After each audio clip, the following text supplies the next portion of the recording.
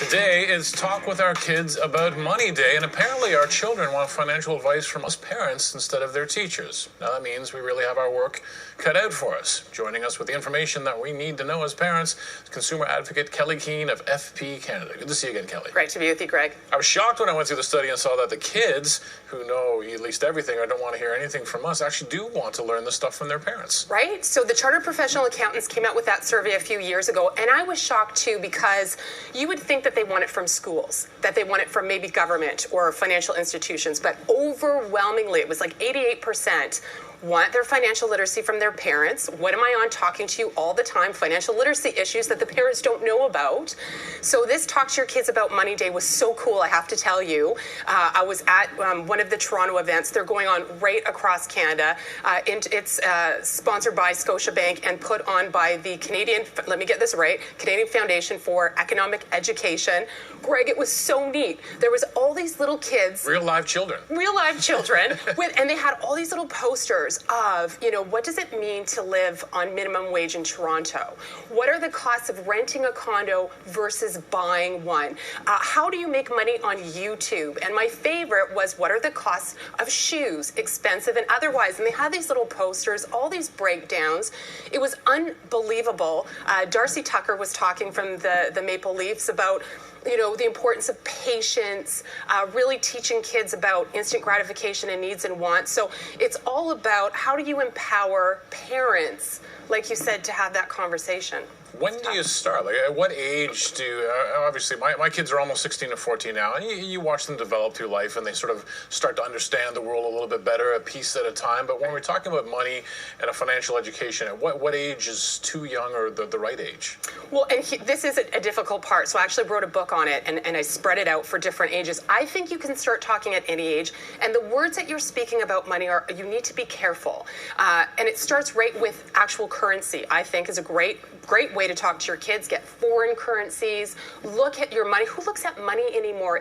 Canadian money is beautiful. There's stories within it. There's history lessons.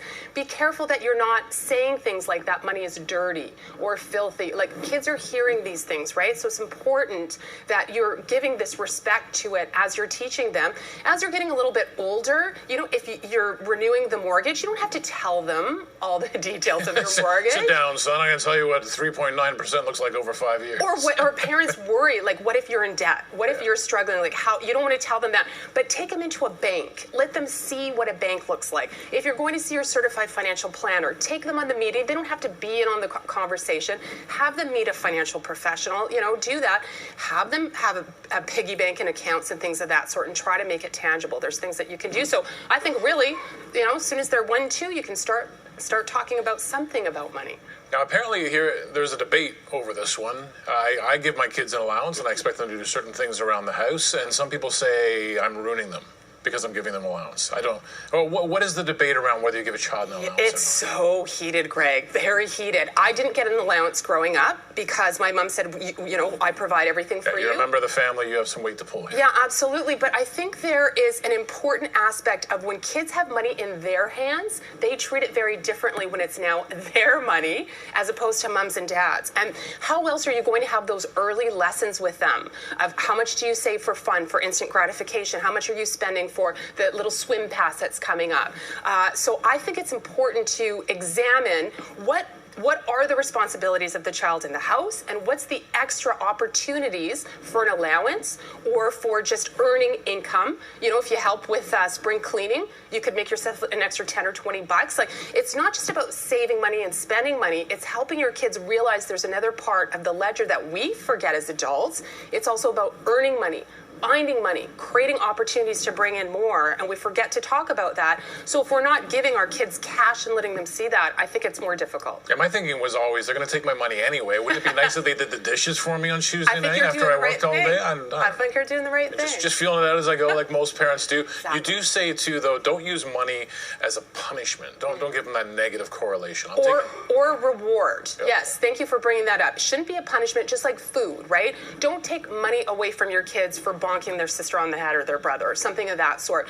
Have conversations about how you get money in real life. You get money from providing value. You get money from doing a good job. So if you helped with spring cleaning, but you did a poor job, then you might take some of that money away. Not a punishment, it's what will happen in real life, right? Say, this was my expectation. We have a big yard, a lot of big mature trees. You needed to bag 20 bags of leaves. You only did 15. Come on. Or pay a little commission. You didn't do the job. You didn't get the full job going. Exactly. So it's just all about having these conversations of what did you not get? Like, Greg, what did you not get as a child that you're struggling with? Maybe that's what you really need to drive home to your kids. There's always a moment, too, when you realize you think your kids have all the pieces of the puzzle and they're learning as they go along. It was a couple of years ago, my oldest one, he was probably 12 or 13 at the time, and you're trying to explain how many expenses adults have in life. Right? Because when I was a kid, it was magic. Parents just had money. It just came out of their pockets and went into you. Yeah. And then I explained to him even how much the GO train costs every month. He's like, you have to pay to go on the train? I said, what did you think? He goes, taxes and stuff. So that was a moment to tell him about how things work. Yeah, absolutely. And that things aren't free because of taxes and stuff. Yeah, exactly. I mean, I was growing up, and my mom, always paid her credit card off every single month, always taught us that lesson, but she didn't tell me what would happen if I didn't pay my credit card off. And as a result, my first credit card, I didn't pay off on time and made a lot of mistakes. So it's just, really explaining to them why as well, so they can think through that as they get through their adulthood. Great stuff. Thanks, Kelley. Thanks, Greg. Kelley Keehn is a consumer advocate at FP Canada.